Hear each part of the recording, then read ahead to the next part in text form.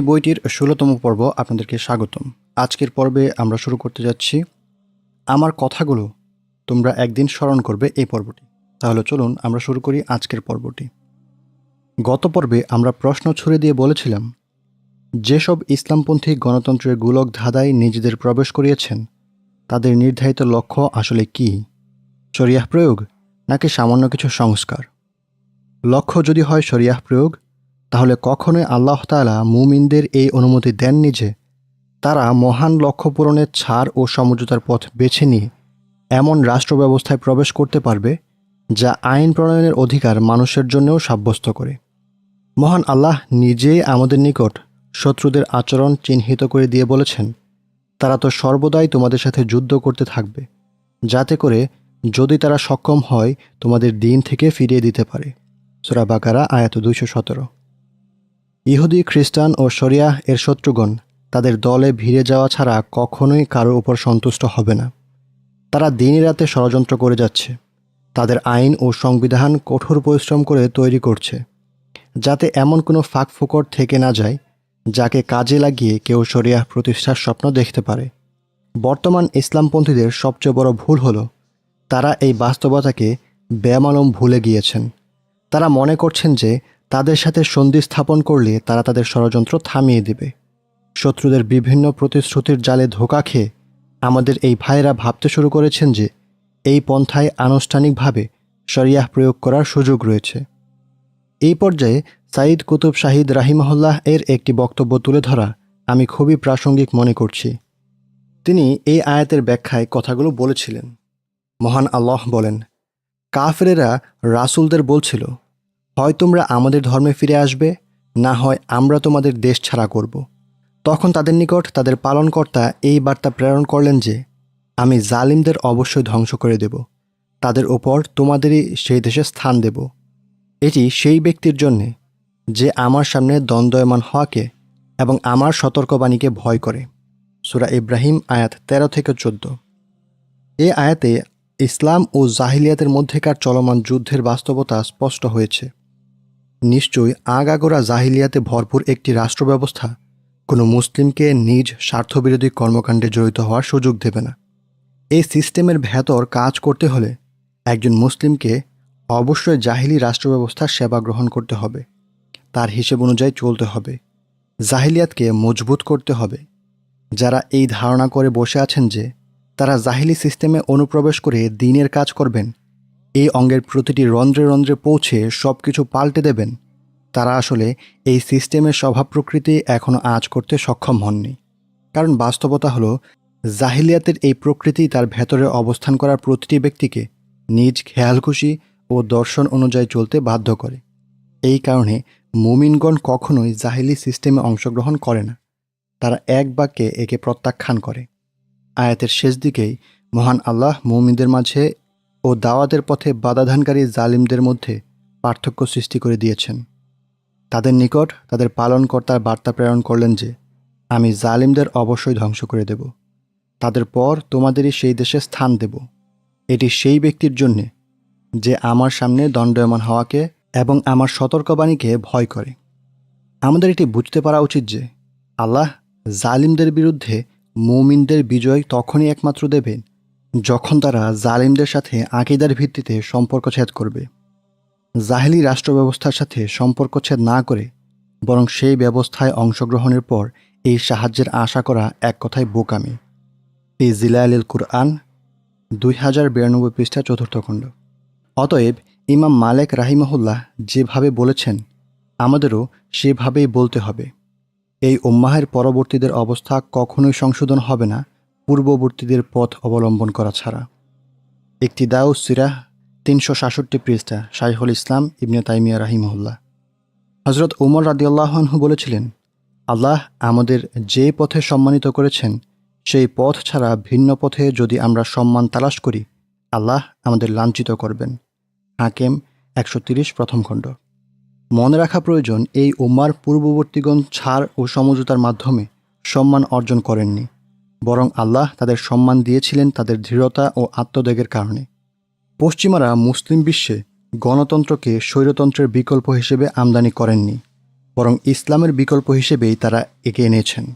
এই কারণে এটি এমন একটি গণতন্ত্র যাকে ব্যবহার করে ইসলামপন্থীদের ক্ষমতায় আরোহণের কোনো সুযোগ নেই, বরঞ্চ এই গণতন্ত্রের উদ্দেশ্যই হল ইসলামপন্থীগণ যাতে রাষ্ট্র ক্ষমতার হাতে না পান সেই ব্যবস্থা করা।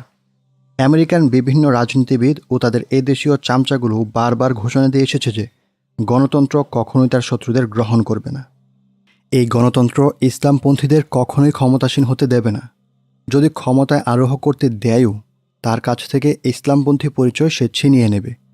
যেভাবে আগের গল্পটিতে আমাদের চরিত্রটি এয়াতিমদের কাপড় পরাতে গিয়ে নিজেই উলঙ্গ হয়ে পড়েছিল, যদি সামান্য কিছু ইসলামী পরিচয় লোকটির বাকি থেকেও যায়, গণতন্ত্রের হর্তাকর্তারা তার উপর হামলে পড়বে, গণতন্ত্রের খাতা থেকে তার নাম কেটে দেবে। এই সময়টাতে এসে আমরা ইসলামপন্থীদের নিকট আল্লাহর রাসূল সাল্লাল্লাহু আলাইহি ওয়াসাল্লামের একটি হাদিস স্মরণ করিয়ে দিতে চাই।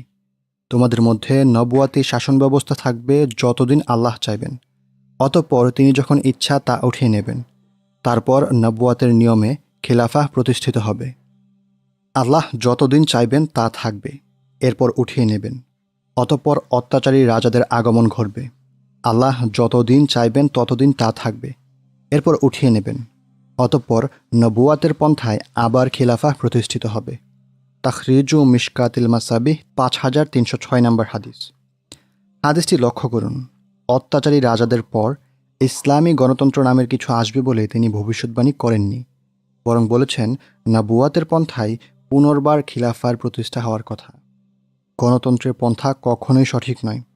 এটিকে সহজ ও ফুলে বেষ্টিত পথ মনে করে অনেকেই, কারণ এখানে ত্যাগের পরিমাণ খুবই কম। তাদের উদাহরণ অনেকটা সেই ব্যক্তির মতো যে পাহাড়ে চূড়ায় আরোহ করতে চায়, কিন্তু সেখানে পৌঁছানোর রাস্তা অত্যন্ত দুর্গম ও অন্ধকারাচ্ছন্ন। বিপরীতে সে আরেকটি রাস্তা দেখতে পেল যেটি গোলাপ বেষ্টিত, সেখানে সঙ্গ দেওয়ার মানুষও রয়েছে। কিন্তু এই রাস্তাটির দোষ এটাই যে এই পথে পাহাড়ের চূড়ায় পৌঁছা অসম্ভব, বরঞ্চ এই পথের গন্তব্য পাহাড়ের সম্পূর্ণ বিপরীত দিকে চলে যায়, যার কারণে হাঁটা শুরু করলে পাহাড় থেকে দূরত্ব আরও বেড়ে যাবে। তো এই ব্যক্তি দ্বিতীয় পথকেই বেছে নিল। পথ সহজ ও দ্রুত হওয়ার পর এই রাস্তায় চলার মাঝে কী লাভ রয়েছে যেখানে এই রাস্তার গন্তব্য ভিন্ন? আমরা পার্লামেন্ট নির্ভর ইসলামপন্থীদের বারবার প্রশ্ন করি, আপনাদের নিকট ইতিহাসের এমন কোনো দৃষ্টান্ত কি আছে যেখানে ছাড় ও সমঝোতার মাধ্যমে কোনো ইসলামী রাষ্ট্রের ভিত রচিত হয়েছে, কিংবা এর মাধ্যমে শরিয়াহ প্রয়োগ করা সম্ভব হয়েছে? পুরো ইতিহাস ঘেঁটে আমাদের শুধু একটি উদাহরণ দিন। এছাড়া বাস্তবতা ও পরিস্থিতিও আমাদের এই কথার সাক্ষ্য দেয়। ধীরে ধীরে দিনের পর দিন এই বাস্তবতায় প্রকাশ পাবে যে মানবরচিত সংবিধান, পার্লামেন্ট ও ছাড়ের পথ অবলম্বন করে কখনোই ইসলামী রাষ্ট্র প্রতিষ্ঠা সম্ভব নয়, বরঞ্চ এই রাস্তায় চললে দিন প্রতিষ্ঠার সম্ভাবনা আরও বেশি জটিল রূপ ধারণ করবে। আল্লাহ তাআলা বলেন, আমি তোমাদের যা বলছি তোমরা একদিন তা স্মরণ করবে। সূরা গাফির আয়াত 44। সময় তোমার নিকট তা প্রকাশ করবে যে ব্যাপারে তুমি অজ্ঞ ছিলে, এবং সংবাদ তোমায় জানিয়ে দেবে যা শুনতে তুমি অপ্রস্তুত ছিলে। হযরত আয়েশা রাদিয়াল্লাহু আনহার বর্ণনা মতে কবিতা আওড়ানোর স্বভাব রাসূল সাল্লাল্লাহু আলাইহি সাল্লামের না থাকা সত্ত্বেও এই কবিতাটি তিনি সামান্য পরিবর্তন করে আওড়াতেন। দেখুন মুসনাদে আহমদ ৬ষ্ঠ খণ্ড ১৪৬ পৃষ্ঠা। এটি মূলত তুরফা ইবনুল আবদের কবিতা।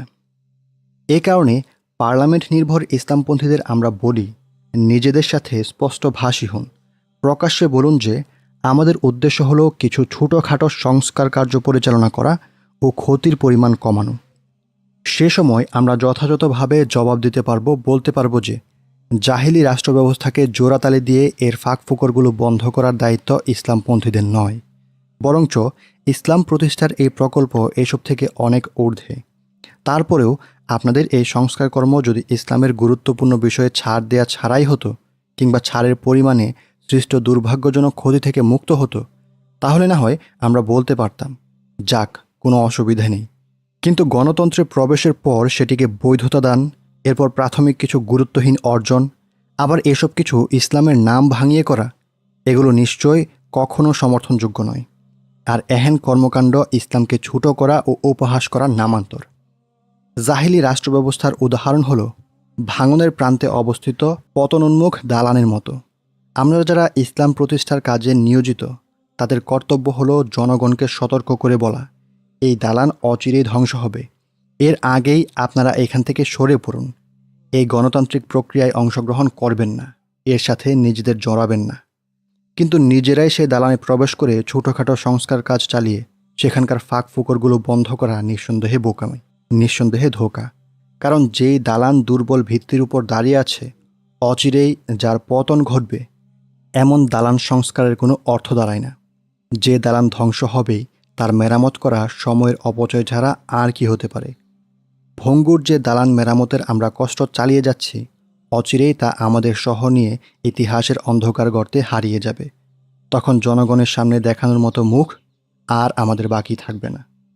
কিন্তু শুরু থেকে যদি আমরা জনগণকে এই দালান সম্পর্কে সতর্ক করে যেতাম, যদি তাদের বলতাম, প্রিয় দেশবাসী, এই জাহিলি স্থাপনা অচিরেই ধ্বংস হবে, অতএব এখান থেকে বেরিয়ে আসুন, চলুন আমরা নতুন দালান নির্মাণ করি, যার ভিত্তি হবে মজবুত, তখন জাহিলিয়াতের ভবনটি ধসে পড়ার সাথে সাথে সকলেই আমাদের বিশ্বাস করা শুরু করবে। যারা আমাদের দিকে সন্দেহের দৃষ্টিতে থাকত, যারা বিরোধিতা করত, যারা বিভিন্ন প্রোপাগান্ডায় প্রভাবিত হয়ে পড়েছিল, তারা সকলেই আমাদের সাথে এসে যোগ দেবে। তাদের আস্থা আমাদের উপর জোরদার হবে। জনগণের চাহিদা আমাদের কেন্দ্রিক হয়ে গড়ে উঠবে। আমাদের দায়িত্ব তো এটিই। জাহিলি ব্যবস্থার দুর্বলতা ঢাকা কিংবা তাদের দায়িত্বকে দীর্ঘায়িত করার দায়িত্ব তো আমাদের নয়। অতএব ইসলামপন্থীগণ যখনই নিজেদের রাজনৈতিক কর্মকাণ্ডে ইসলামী পরিচয়কে সামনে এনে রাখবেন, তখন ইসলামের বেঁধে দেওয়া উদ্দেশ্যই তাদের উদ্দেশ্যে পরিণত হতে হবে। ইসলামের সঠিক পরিচয়ই তাদের পরিচিত হতে হবে। এই পর্বের সার কথা হলো, বিভিন্ন ছাড়, সমঝোতা ও গণতান্ত্রিক জটিলতায় প্রবেশ করে কোনো ইসলামপন্থীর যদি শরিয়াহ বাস্তবায়নের উদ্দেশ্য থাকে, তাহলে এই উদ্দেশ্য কখনোই এই পন্থায় বাস্তবায়ন করা সম্ভব নয়। আর যদি উদ্দেশ্য হয় জোড়াতালির মাধ্যমে ছোটোখাটো কিছু সংস্কার করা, তাহলে মনে রাখা উচিত ইসলাম তাদের এই উদ্দেশ্য থেকে অনেক ঊর্ধ্বে।